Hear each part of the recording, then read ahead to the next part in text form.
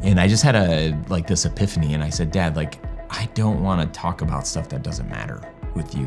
This is true for all of us. Our time is limited, ourselves and whatever, but it was a lot more real. I've just been constantly learning, talking to people. It's like so helpful. I'm just naturally, like a lot of people naturally, keep things in. And so letting go of, I don't think it's an ego or anything. I think it's more of just a defense mechanism, kind of trying to destroy that wall little by little, and letting people in is helpful. Find a person or people that have your best interest in mind, and that want to root for you, that want to hear you, and that are just gonna be there for you and love you, and hopefully encourage you. I think it's so good. It's so important. On this episode of the podcast, we're talking about one of my favorite topics, which is the power of community. We also kind of go deep and talk a little bit about anxiety and depression, especially as it relates to this work. And when I say work, I mean the world of video production.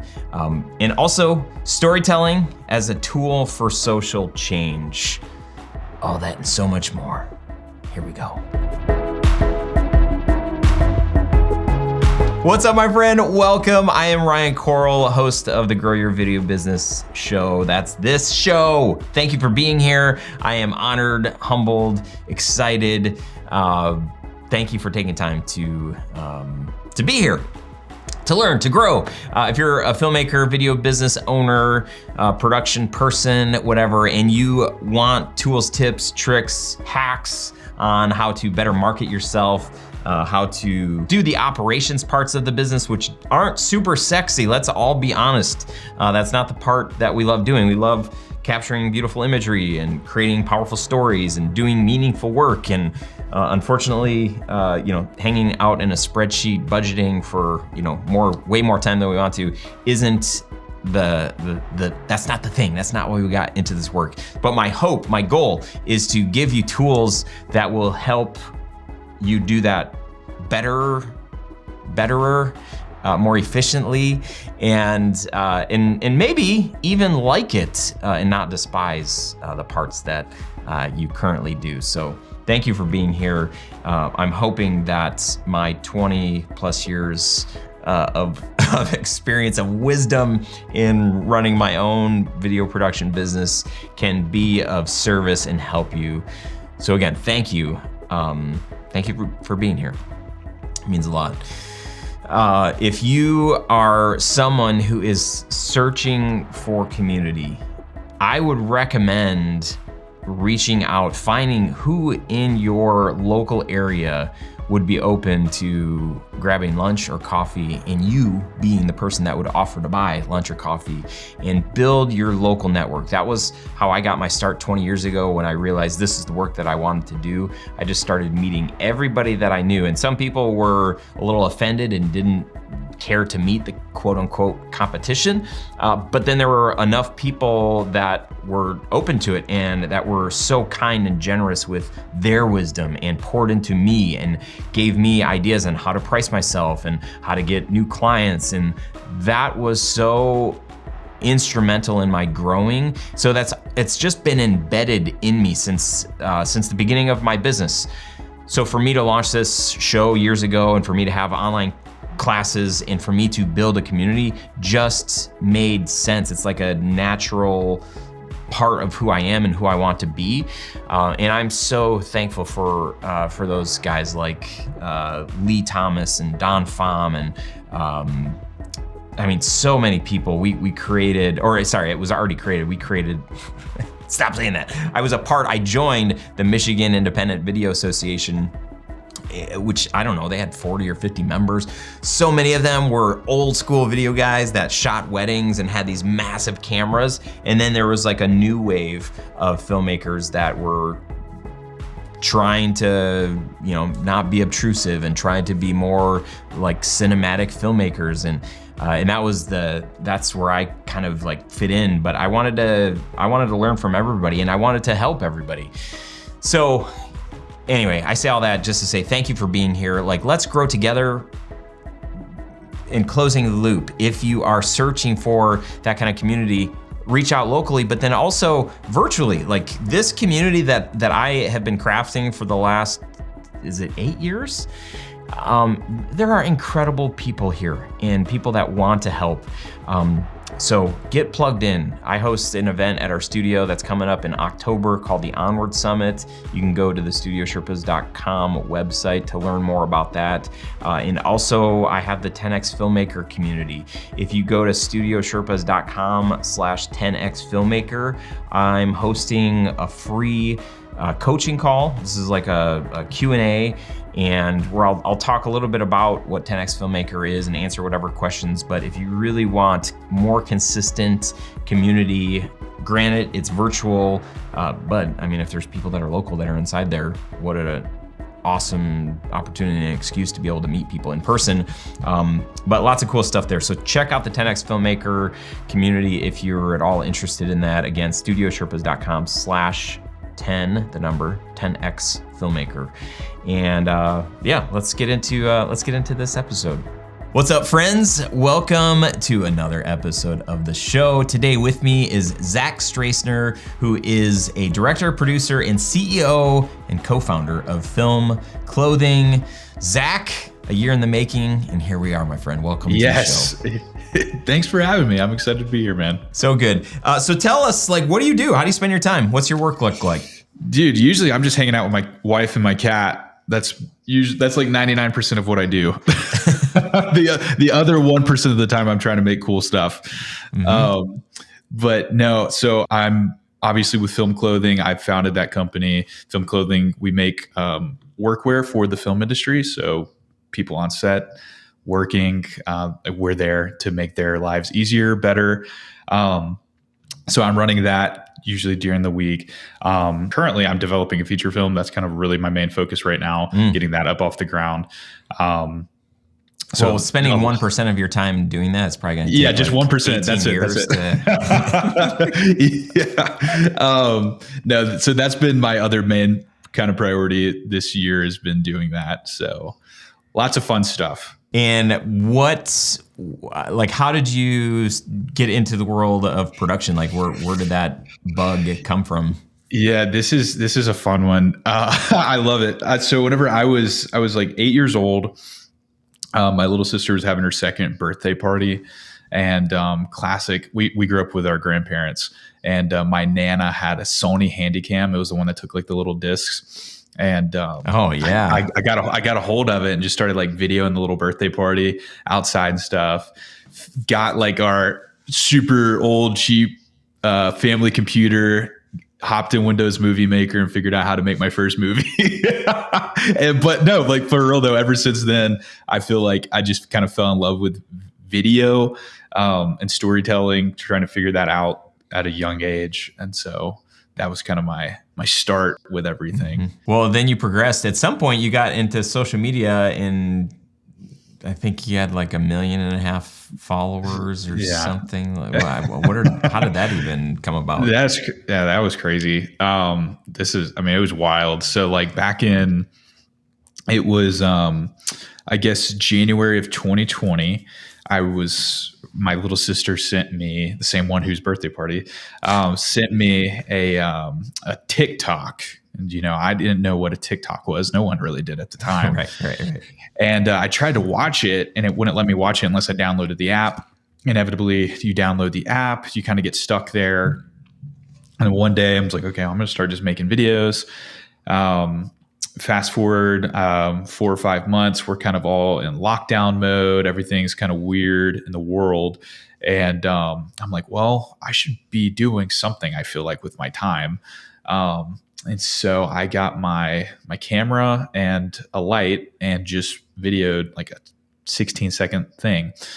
And I woke up the next day and it had like a few 100,000 views. I was like, whoa, that was crazy. That was really successful. So let me try to like keep replicating that. And so within a week, I had a video hit like 8 million views, and it was just like, oh wow, this is something. So I really spent like that whole summer kind of trying to develop like, who am I on social media? Like, what am I doing? What am I trying to tell? The stories, like, what is my goal here? And so through a lot of trial and error, kind of found a niche, I guess. And that was more of, I mean, truly, like, I was one of the first people on TikTok using an actual camera, not their cell phone. Again, this is like 2020, so it's much different space now. And just like quick 16 to 30 second, like, vignettes of whatever, relatability, mental health, some comedy in there, which I'm not super funny, but I did try. Yeah, then it grew up to like 1.5 million in following, and it was nuts. And I was in college at the same time, which was, oh my gosh. And I had a girlfriend, and it was a lot. It was that 1% that we were talking about. Somewhere in there, it was where I was doing all of that. What were the first couple of videos? Like, what were you making? What were they? Yeah, so like the first one that only got, I think it was like 200,000 views. I was, during that time, a lot of stuff, like I said, just crazy. A lot of uncertainties kind of happening. Unfamiliar territory for everyone. And so a lot of anxiety had kind of started building up for me. And that was one of the first times really since like I was a kid that I was like feeling that. I was like, man, okay, well, let me try to like express this visually. A real simple video, 2 shots. It was me kind of just sitting there, normal, kind of like how we are right now. I was just kind of like looking off at my computer screen. And then I kind of jump cut and match it with me kind of picking my head up underwater. And so I was like in a pool and I was like screaming and stuff. And that was like, this is what anxiety looks like versus like how it feels like. And so that was the first one. And then the second one, similar vibe, just some stuff. Like I did kind of like a whole series on anxiety. Then I kind of went through a whole series of depression, did PTSD, did OCD, just kind of like went down all of those avenues, taking a lot of feedback from comments, educating myself a lot. Like I learned a lot about it. Trying to be very sensitive with the subject matter. Cause again, it was like, I'm a kid in college. Like, it's like, am I qualified to be doing this? Right. It was cool. I learned a lot, like I said, from it. So it was a awesome time. Yeah. Certainly, I think some of our most popular episodes of this show are related to mental health. Any helpful information for our listeners that do struggle with depression or anxiety? Any takeaways for you that have been helpful? Yeah, I think like one that I've just been constantly learning, relearning, and telling myself and learning again is that like talking to people is like so helpful. I'm just naturally, like a lot of people naturally, keep things in, don't like to really share how I'm feeling, trying to, put on the face.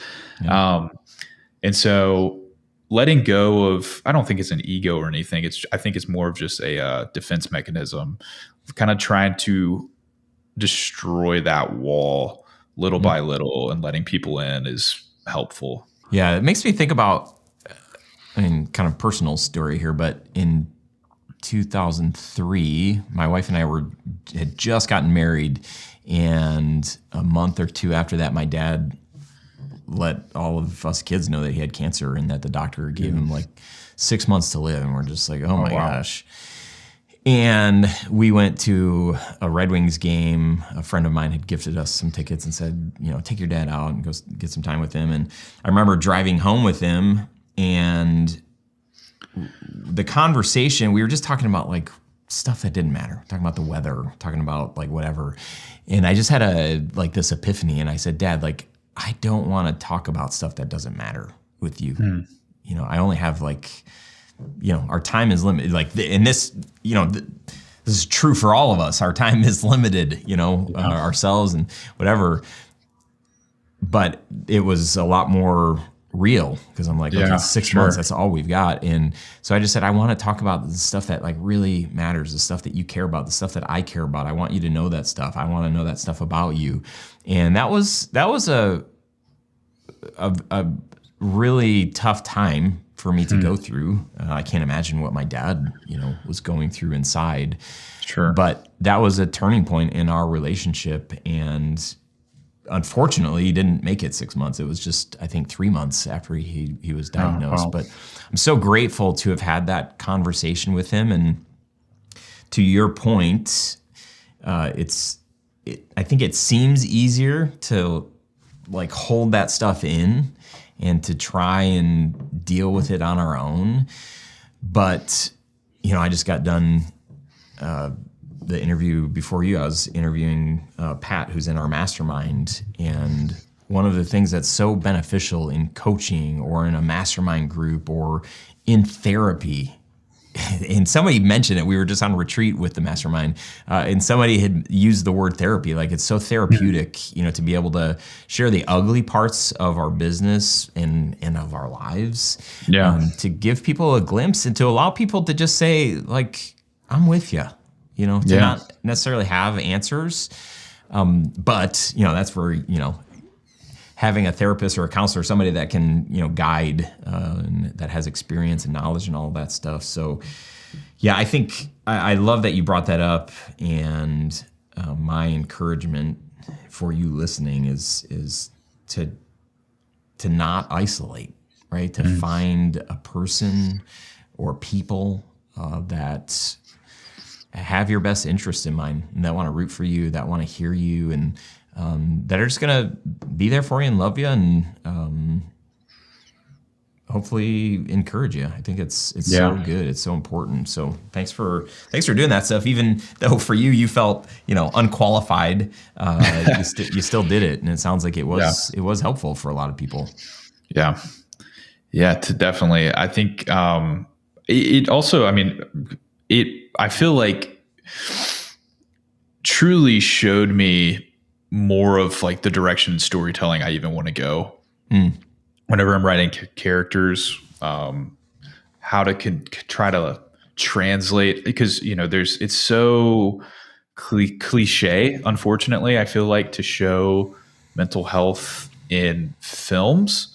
And what I mean by that is, like, you have the classic, someone might be drunk, they could be, just sad, or they're, it's cliche.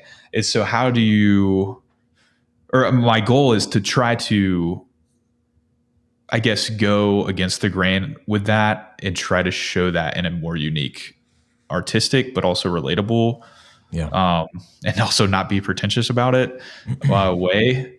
And so I think I'm grateful for that time because of the, that giving me direction in my actual creation. Sounds like you learned a lot. Yeah, definitely.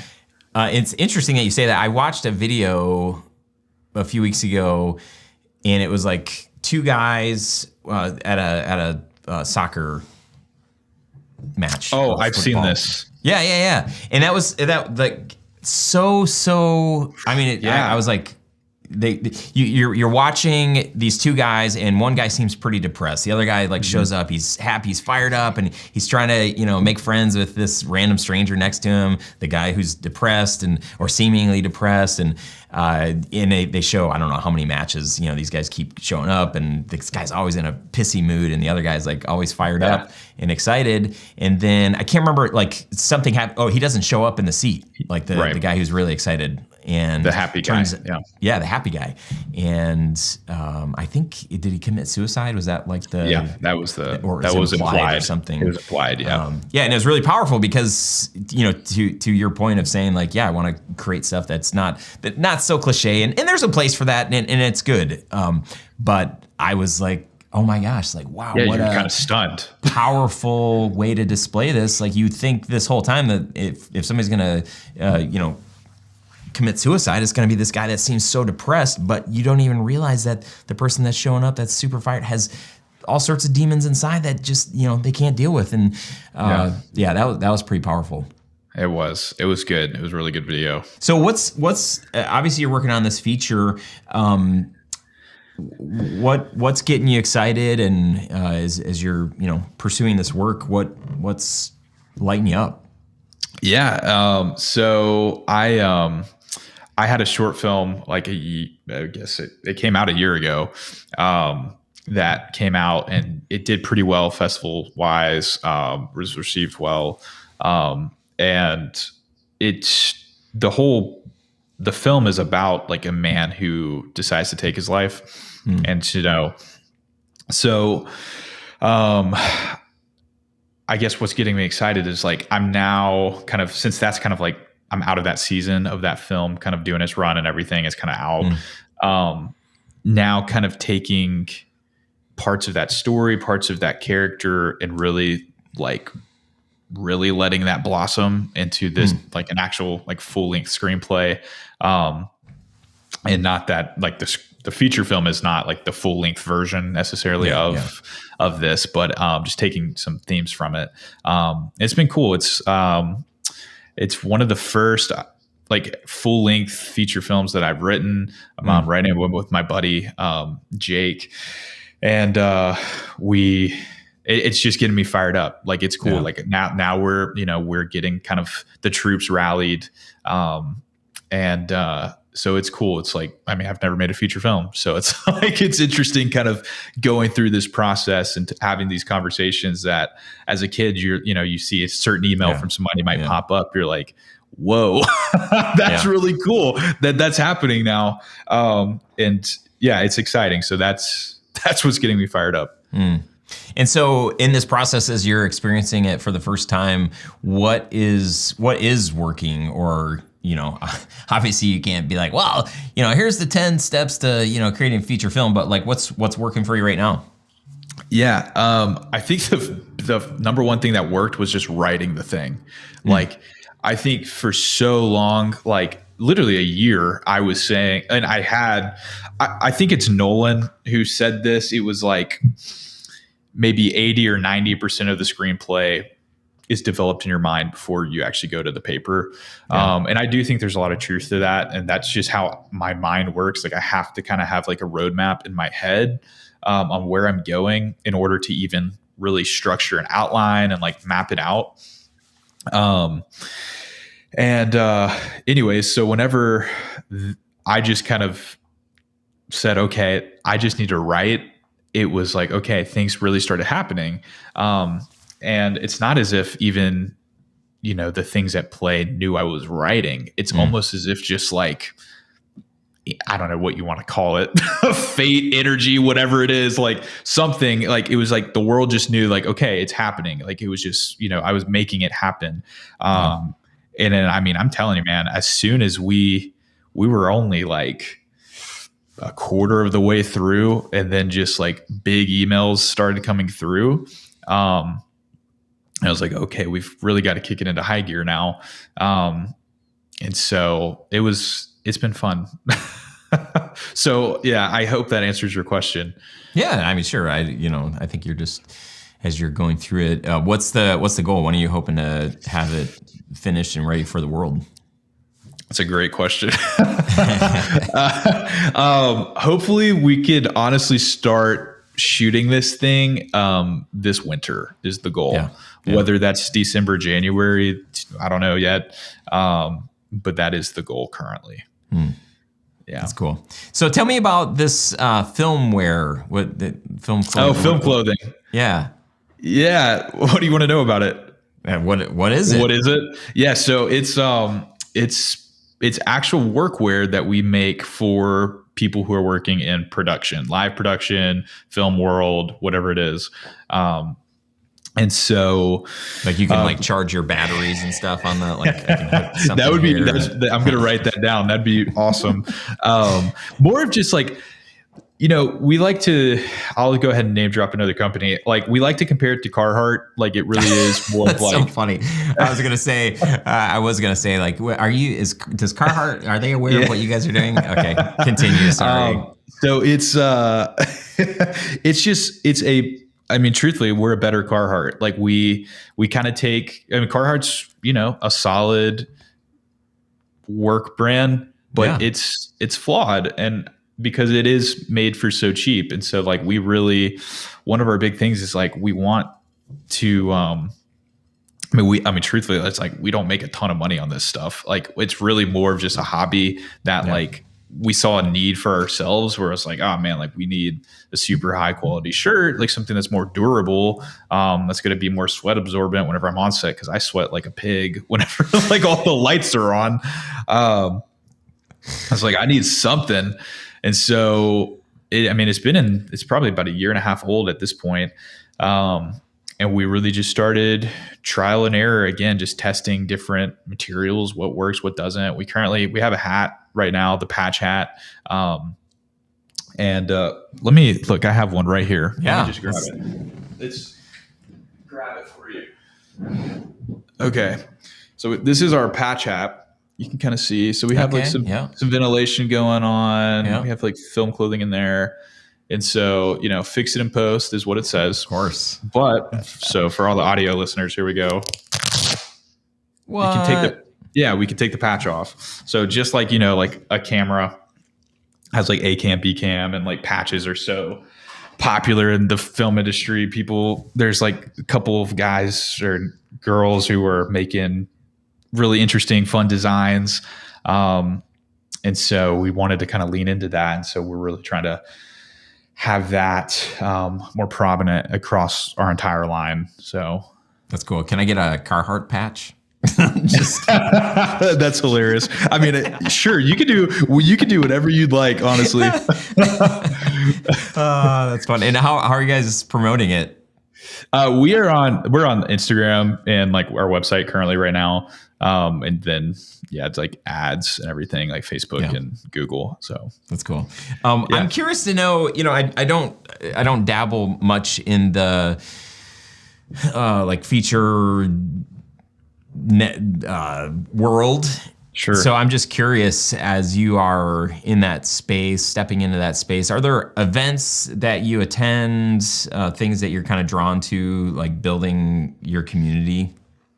Yeah, that's actually an awesome question. So I'm in, I'm in North Carolina, and I lived in LA, I lived in Chicago, and so now I'm here. If I'm comparing my networks out of those three cities, I feel like my film network has grown so much since I've moved to North Carolina. Yeah. And it's not even really with just people who are here, but just people kind of all over the country. A lot of stuff is shot here. Some lower tier stuff, and some, I think rumor is they're doing Superman second unit, I think in Charlotte now. The new Superman James Gunn one. It's rumored, so if that doesn't happen, please no one attack me. We're coming for you. Yeah. Zac said it. Yeah, I said it. That should be a patch. Zac said it. But there's like, just working with like different guys. Like I have my team of guys, and like they've introduced me to so many different people across the board. And there's like meetup stuff that does happen here. That's one of the things actually, like film clothing, like we want to do this year, is kind of just like rent out a brewery and just kind of like buy everyone's first round and just like hang out.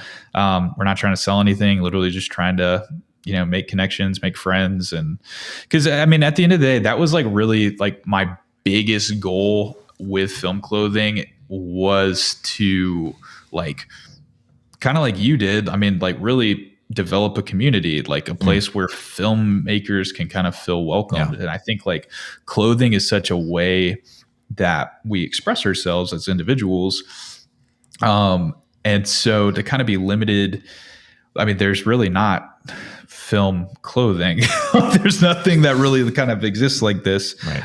And so to kind of have a place where people can express themselves with their black shirts, like that's kind of, cool too, but it really is about the community. Love that. So, it is a worthwhile endeavor. And seriously, like, if you could make some solar panels on the shirts or the pants or the hat, and then, you could hook some batteries up and maybe connect your gimbal. You become the gimbal. Hey man, you need more ideas, just let me know. You can hire me for consulting. I've got tons of solid ideas when it comes I will keep that in mind. Solar panels on the back is great.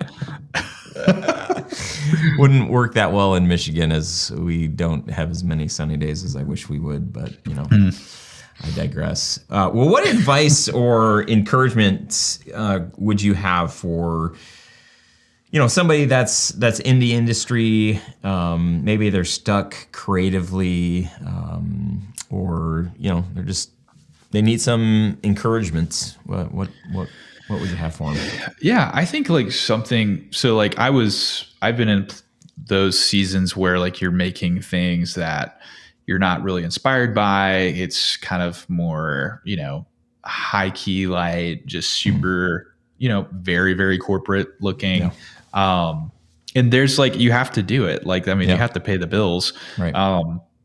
And work is work. And so that's good. But like, I do think you have to kind of like force yourself to carve out time to make something you're actually passionate about. And it might not, you're not going to be able to make like your feature movie tomorrow, like obviously. So it's like, okay, we'll take some themes from your feature film or from like your pilot that you want to do, and like shoot literally just a couple lines of dialogue. Like, how does your dialogue sound with actors actually going through the lines? Like, is it cheesy? Does it work? Do you go back? Like, it's a really good, like, place to examine your work, your writing. And it gets like the creative juices going while you're doing the stuff that's not as fun. And you'll just get better as a filmmaker by doing it that way. So yeah, love that. That's cool. Well, how can people follow along with you, find out more about Film Clothing, your film, your viral TikToks, all the things? Yeah, just go put some solar panels on your house and somehow everything will fall into place. Yes. But I'm Zac Stracener, like pretty much everywhere.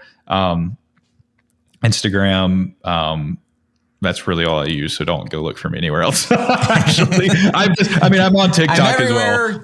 Actually Instagram. Yeah, primarily Instagram. I'm on TikTok still. I don't post nearly as frequently just because I'm doing more of actual like film stuff. Yeah. Don't have a ton of time to get into that. But it is still there. ZacStracener.com. You can watch my short film Forever Sleep, and then filmclothing.co, not com.co. That is our website, and we're currently running a promotion on our patch hat bundle. So that is like discounted pretty good right now. It's a pretty good deal. So yeah, and we're also Film Clothing on Instagram. So awesome. Dude, this has been so good. This has been fun. Super fun. Taking time to do this. How do you want to leave our listeners today?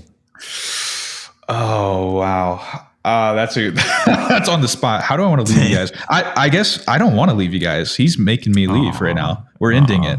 No. Yeah, I guess I just want to encourage like somebody who is kind of in a rough season. Like it's so cliche to hear that it's going to get better, and you don't want to hear it. So I'm not going to say it. It's going to get worse. I'm joking. It's not going to get worse. I guess it could technically get worse, but if it does get worse, and if it doesn't get worse, whatever, it will get better. I encourage you, just like, if you're feeling some kind of way, take out a camera, video yourself. How are you feeling? Try to express it that way. Create something. Use that that energy, that sadness, that whatever, and try to manipulate it into something good, and it will be good. Yeah. So that's good. There is always hope. Always. Yeah, there is always hope. Always. Yeah. So. Awesome, Zac. Well, this is great. Super good to meet you. Yeah. Thank you again for spending time with me today and with our peeps, and wish you the best on the feature and all the other things, the solar panels included. Yeah, thank you for having me. All right, take care.